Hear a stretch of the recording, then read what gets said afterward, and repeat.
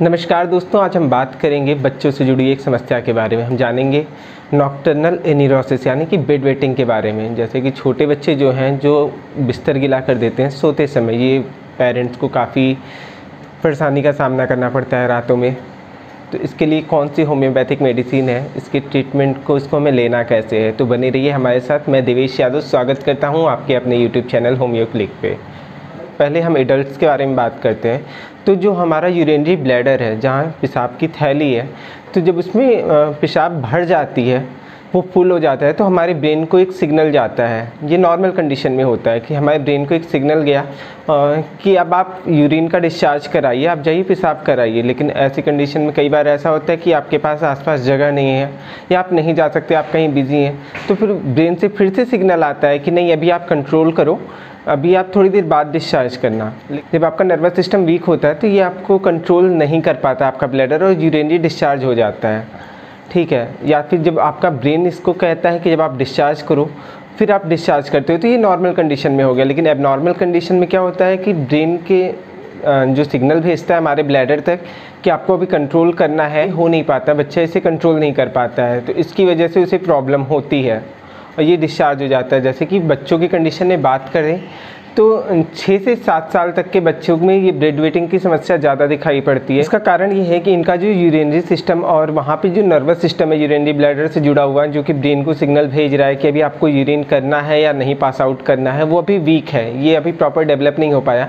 इसके अलावा ये हैबिट यानी बच्चों में आदत डालना जो शुरू से होते हैं, जो पेरेंट्स होते हैं जो शुरू से ध्यान देते हैं ये चीज़ें कि बच्चों को कब यूरिनेशन कराना है, कब उसको बाथरूम कराना है, रात में जगा के या वो रात में सो रहा है, तो अक्सर देखते हैं कि वो नींद में बिस्तर गिला कर देता है। या कई ये समस्या बड़ों में भी नज़र आती है, जो बच्चे हो गए 15 साल के ऊपर के हो गए या 8 साल के ऊपर के हो गए, ऐसे बच्चों में भी ये समस्या देखने को मिलती है। अगर ये 7 साल के बच्चों तक है तब तो एक बार नॉर्मल कंडीशन है, लेकिन जब इसके ऊपर के बच्चों में जाती है तो ये थोड़ा उन्हें प्रॉब्लम क्रिएट करती है। बड़ों में ये बहुत ज़्यादा उन्हें गिल्ट फील कराता है, बहुत ही ज़्यादा उनको दिक्कत होती है इससे कि अगर इतने बड़े हो गए और अभी तक बेड वेटिंग हो की समस्या चल रही है उनकी, तो ऐसे में इनके लिए होम्योपैथिक ट्रीटमेंट बहुत ही अच्छा है। छोटे बच्चों में बात करें तो जो 5 से 7 साल के बच्चे हैं उनमें ये समस्या आती है, क्योंकि उनमें ये प्रॉपर नर्वस सिस्टम अभी हमारा डेवलप नहीं हुआ रहता है, जो कि ब्रेन हमारा कंट्रोल कर पाए कि कब हमें यूरिनेशन करना है, कब नहीं करना है। या सोते समय बच्चा कंट्रोल नहीं कर पाता क्योंकि उसके प्रॉपर जो मैसेज है वो रिकवर नहीं कर पा रहा है, जो ब्रेन से उसको आ रही हैं वो ये प्रॉपर तरीके से अपने आप पे अप्लाई नहीं कर पाता है। जहाँ छोटे बच्चों में बात करें तो लड़कों की अपेक्षा छोटी बच्चियों में ये जल्दी डेवलप होता है कि वो अपने आप को, अपने यूरिनरी सिस्टम को कंट्रोल कर लेती हैं। इसके बाद हम बात करते हैं कि आखिर ये समस्या होती क्यों है। तो दोस्तों, जब छोटे बच्चे होते हैं, पहला तो उनका हैबिट का प्रॉब्लम हो गया कि पेरेंट्स ने शुरू से ध्यान नहीं दिया।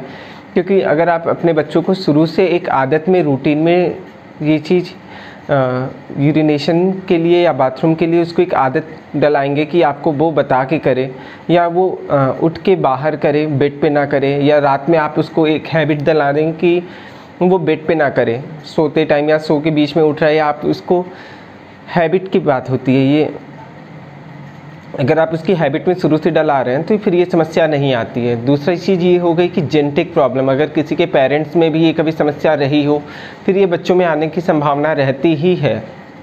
इसके अलावा डायबिटीज़ ये बहुत कम देखने को मिलता है कि बच्चों में डायबिटीज़ की कंडीशन होती है, अगर है तो वहाँ पर ये देखने को मिलेगा, आपको बेड वेटिंग की समस्या आपको देखने को मिलेगी। इसके अलावा फिर आप बात कर सकते हैं कि अगर आप सोने के पहले बच्चे को लिक्विड डाइट ज़्यादा दे रहे हैं, पानी ज़्यादा पिला रहे हैं या दूध ज़्यादा पिला रहे हैं, तो ऐसे में वो तो फिर बाथरूम तो बनेगी ही बनेगी। अगर वो उसकी हैबिट में नहीं है उठ पाना रात में, तो फिर ये वहाँ पे समस्या करते हैं। तो इससे लिए आप होगा कि आप सोने के 1 घंटे पहले तक ही आप उसको लिक्विड डाइट दें, या जो भी है, पानी ज़्यादा पिलाना है तो वो पानी पिएगा, तो फिर सोने के पहले वो एक बार डिस्चार्ज करके सोएगा, तो फिर से इतनी प्रॉब्लम नहीं आएगी। और बड़ों में बात करें तो बड़ों में ये एक निश्चित तौर पे काफ़ी गंभीर समस्या आती है कि आप काफ़ी बड़े हो चुके हो, 16 साल के हो चुके, 17 साल के हो चुके, या कॉलेज गोइंग हो, और फिर भी ये समस्या हो रही है, तो ये एक नर्वस सिस्टम की प्रॉब्लम में आ जाता है कि आपका न्यूरॉन्स, आपका ब्रेन उस हिसाब से आपके यूरिनरी ब्लैडर को कंट्रोल नहीं कर पा रहा है, सिग्नल आपका यूरिनरी ब्लैडर नहीं रिसीव कर पा रहा है, जिसकी वजह से कि ये डिस्चार्ज हो जा रहा है, यूरिन आपका कंट्रोल नहीं हो पा रहा है सोते टाइम रात में या बाहर पे, तो इसके लिए दोस्तों ये होम्योपैथ मेडिसिन बहुत ही अच्छा वर्क करती है। इसके अलावा हार्मोन की बात करें तो ADH हार्मोन की वजह से होता है। अगर इसमें डिसबैलेंस है तो आपको ये समस्या देखने को मिलती है। अब हम इसके ट्रीटमेंट की बात करते हैं तो दोस्तों इसमें होम्योपैथ में कुछ बहुत ही अच्छी मेडिसिन्स हैं जो इस पर बहुत अच्छा वर्क करती हैं। इसमें सबसे पहले हम बात करें इक्विसिटम मदर टिंचर। ये बच्चों को आप दे सकते हैं 5 बूंद और आधे कप पानी में या 1 कप पानी में। बच्चों के लिए 1 कप पानी रखिएगा क्योंकि ये बहुत ही ज़्यादा कड़वी होती है, बच्चे इसका टेस्ट नहीं पसंद करेंगे। तो इक्विसिटम मदर टिंचर आप ऐसे तो दिन में 2 बार दीजिए, आपको ये निश्चित तौर पे फ़ायदा करेगी। सुबह शाम में आप इसको 5 बूंद आधे कप पानी में या 1 कप पानी में मिला के ये बच्चों को दीजिए, आपको निश्चित तौर पे फ़ायदा करेगी। इसके अलावा कास्टिकम 30 ये बहुत ही अच्छी मेडिसिन है और फास्फोरिक एसिड 30 इनको आप ग्लोब्यूल में बना लीजिए, सुबह शाम 4-4 गोली 2 बार दे सकते हैं। ये निश्चित तौर पे इसमें फ़ायदा होगा। दोस्तों कोई भी होम्योपैथिक मेडिसिन लेने के पहले आप अपने होम्योपैथिक फिजिशियन से ज़रूर कंसल्ट करें, क्योंकि अगर आप इसे खुद से लेते हैं तो ये आपको इतना असर नहीं करेगी या हो सकता है नुकसान भी करे।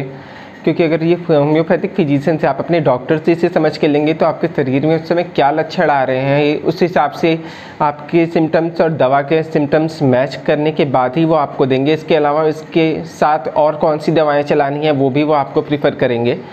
तो दोस्तों कोई भी मेडिसिन लेने के पहले आप अपने होम्योपैथिक फिजिशियन से ज़रूर कंसल्ट करें। और अगर आपको ये वीडियो पसंद आई हो तो प्लीज़ लाइक करें और शेयर करें और सब्सक्राइब करें हमारे चैनल को। Thank you.